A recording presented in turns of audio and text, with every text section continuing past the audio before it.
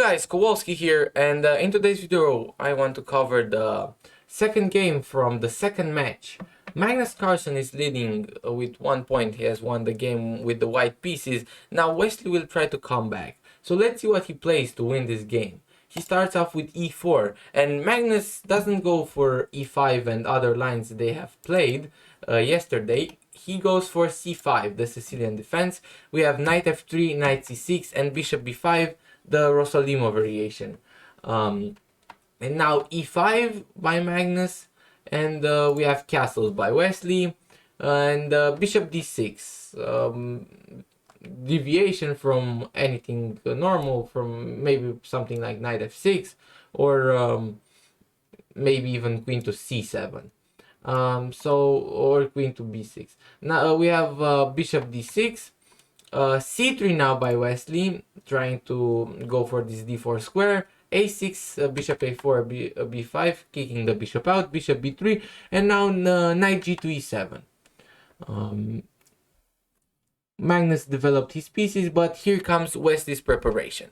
And this is why the title is called, or the video is called like this, because now Wesley plays d4, and here he gives Magnus a very big choice. Now here Magnus actually spent a lot of time, like 5 minutes out of his 15 minutes, just to try to remember what he prepped for this line. So here Magnus could go for a lot of captures. For example, e takes on d4, c takes on d4, and here Magnus would have two choices. If he takes on c4, then he's completely done after knight g5, because now you cannot do it. You have to play rook f8. This is like the only move. Or maybe you can try queen c7, but this is no good. Essentially, you're lost in this position. You're lost. Because anything you do is bad. You know, rook f8, just queen h5, and then you put a lot of pressure. You have to go knight g6, then you know, knight takes on f7, rook takes, for example, bishop takes, king takes on f7, and now queen d5 check, king e8, and this position is losing. Okay, you have to trust me on this one. You capture the bishop and you win the game as white. So instead of that, you have to play, so here after d4 you have to play, if you decide to play e takes on d4, c takes on d4, here you have to play c4.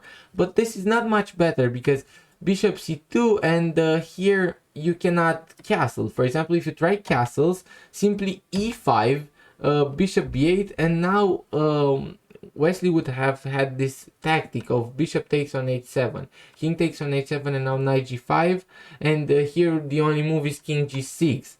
And after h4, I mean, you don't want to play this position against Wesley, and therefore Magnus, after this d4 move, he tried to close things, and he went for c4, bishop c2, and here if you know, you can transpose back into the variation.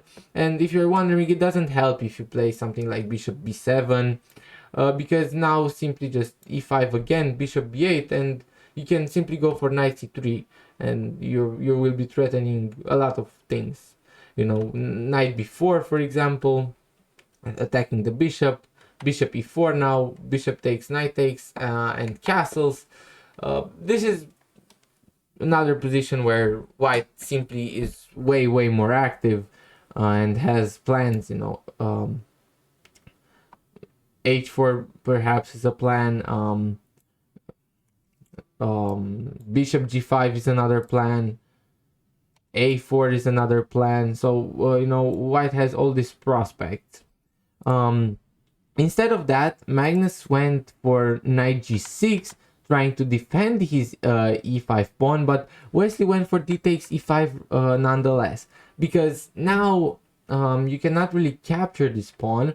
If you capture with the knight, then you're simply losing. Queen takes on d6. But if you're capturing this with the bishop, then knight takes on e5.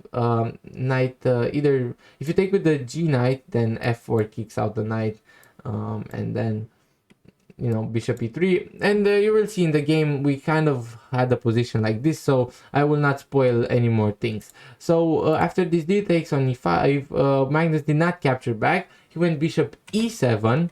Perhaps a better move here would have been bishop c5, but Wesley goes for knight to d4.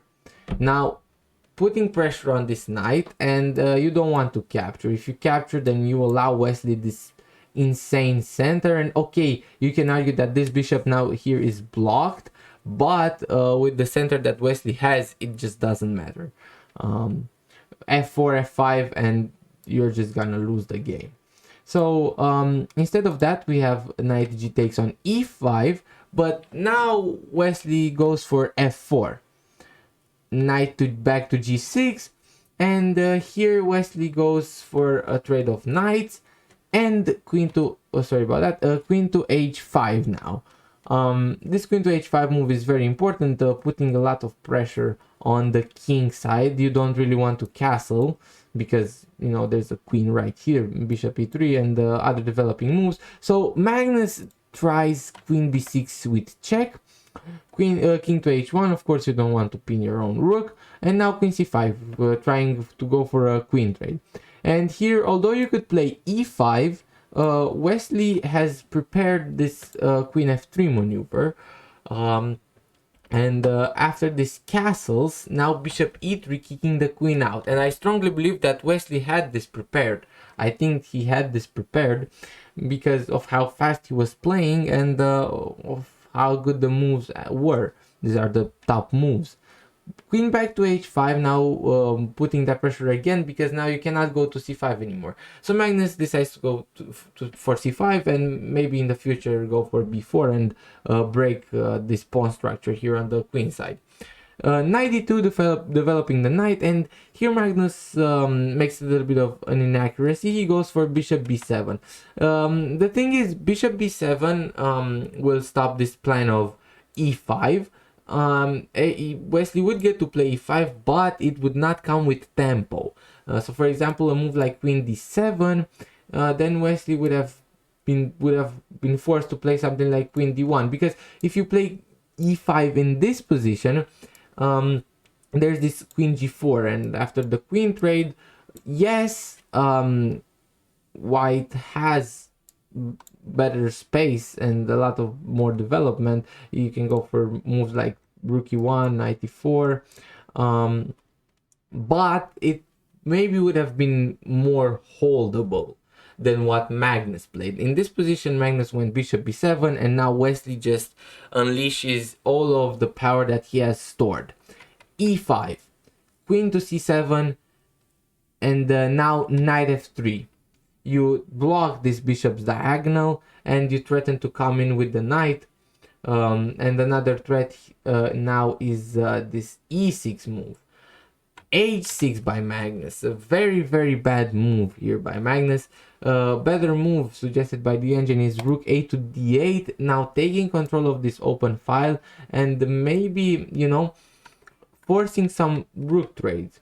And in this position again, the rooks are off. Now we're talking, you know. Now e6 is not as potent because you can simply capture it, and it would result into this position, which is actually, in this exact position, is actually better for black because you're gonna be a little bit passive, but you get the idea. Maybe Magnus had more chances, except after this h6 move, Magnus is simply lost, because now rook a to e1 by Wesley. Maybe e6 right away would have been an idea, but Wesley decides to go rook a to e1, prepare this e6 move, queen to c6, another inaccuracy, because here Magnus has his last chance to play rook a to d8, grab the open file, but here Magnus plays queen to c6, and Wesley goes for this e6 move. And the thing is, you can of course not capture this with the queen because of f5. And now after you go for something like queen d5, let's say, simply bishop takes on h6, not even taking the knight. just bishop takes on h6, it's all over. You have to go bishop d8, or defend the bishop somehow, because if you try to save the knight, then you simply lose the bishop, but you don't even capture the bishop. You can just capture on g7, and black is just done. For example, king captures on g7, f6, king takes on f6, knight d2 check, queen f5, and rook takes, queen takes on h5, king g7, and now queen h7. This would be mate. So crazy things can happen after this e6 move. We have knight h4, just going out of the way, and here you cannot capture the knight. I mean, you can capture the knight, but this would be tricky, because after bishop takes, you would have to go for this rook e2, and maybe this is a little bit more passive for Wesley. Here he went for simply e takes on f7 with little tactic. Rook takes on f7, queen takes on f7 with check, king takes on f7, and now this beautiful knight e5 move, forking the king and the queen, and now winning an exchange. So Wesley's up on exchange. Let's see how he can convert this. Rook e2. And now Magnus, he really had to make some decisions. For example, he can play b4, but this kind of allows f5, and your knight is feeling a little bit uncomfortable on this h4 square.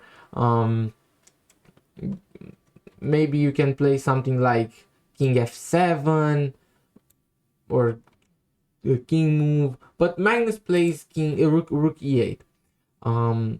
And after this bishop c1 by Wesley, just kind of proposing a rook trade in the future, now Magnus goes rook c8. So he's not really sure what to do with the rooks, with the rook. Maybe he wants to open up the c file in the future. I don't know, but that would take a lot of time. King g1 now finally unpinning and getting ready to push this g3. Bishop f6 now eyeing this c3 pawn. b4 is definitely coming, but we have f5 by Wesley. Now this knight is Wesley is preparing to trap the knight, and b4. And now a very instructive thing. For example, if Wesley would have just captured the pawn here, maybe Magnus would have had some chances of coming back. After a move like rook f4 or rook d1. Maybe something like a5, and you would have been able to somehow make something happen with these pawns. But Wesley makes a very smart move. He goes bishop d2, and here after this rook d8 simply moves his bishop out of the way.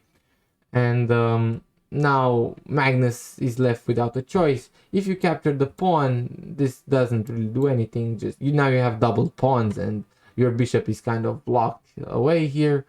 So instead of that, we have b3 and the pawn sacrifice, but bishop b5 is no threat. Simply c4, bishop back to c6, and now rook f4.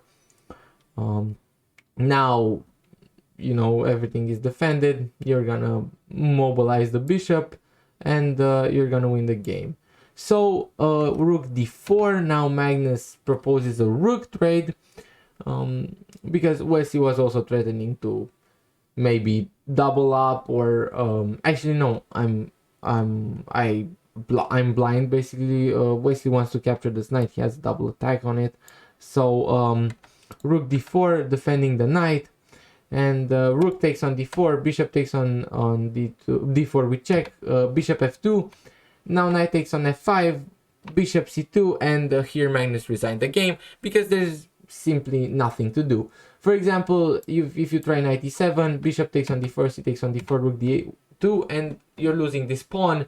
There's literally no way to defend it, and then you're gonna be down a pawn and the exchange, and you're just gonna lose the game. So let's see if Magnus will be able to regain himself and regain his confidence and not lose the next match, maybe even win the next match.